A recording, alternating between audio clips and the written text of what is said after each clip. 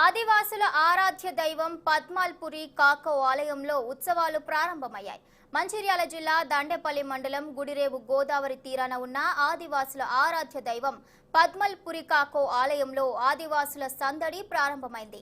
ఆదివాసుల ఏకైక ఆలయంలో పూజలు నిర్వహించి గిరిజనులు తమ మొక్కులు తీర్చుకుంటున్నారు. దక్షిణ భారతదేశంలో ఏకైక ఆదివాసీ శక్తిపీఠంగా వెలుగొందుతున్న ఈ ఆలయ ప్రాంగణంలో తెలంగాణ, ఆంధ్రప్రదేశ్, ఒరిస్సా, ఛత్తీస్గఢ్, మహారాష్ట్రాల నుండి వేలాదిగా గిరిజనులు తరలివచ్చారు. తమ సంస్కృతి సాంప్రదాయాలకు అనుగుణంగా పూజలు నిర్వహించారు.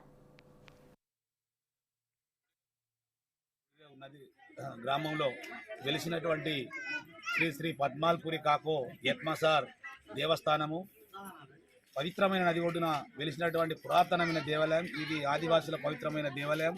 ఇది గుసాడికి పుట్టినటువంటి గుసాడి అన్ని కార్యక్రమాలు కావచ్చు. ఏ సందర్భం ఆ రోజు పద్మశ్రీ అవార్డు రావటం కూడా ఈ గుసాడి ఈ కాకో బాయి అమ్మవారి దీవెన వల్లే ఈరోజు అంతటి పురస్కారం కూడా రావడం జరిగింది. అయినప్పటికీ మరి ఈ దేవత యొక్క వసతులు అంటే ప్రతి సంవత్సరం రావటం, దీపావళి దసరా అయిన తర్వాత పౌర్ణమి నుంచి ఈ దీపావళి ఉత్సవాలు జరుగుతూ ఉంటాయి. అయితే అయినప్పటికీ ఇక్కడ సరి అయిన వసతులు లేక చాలా ఇబ్బందులలో దసరా ఉత్సవం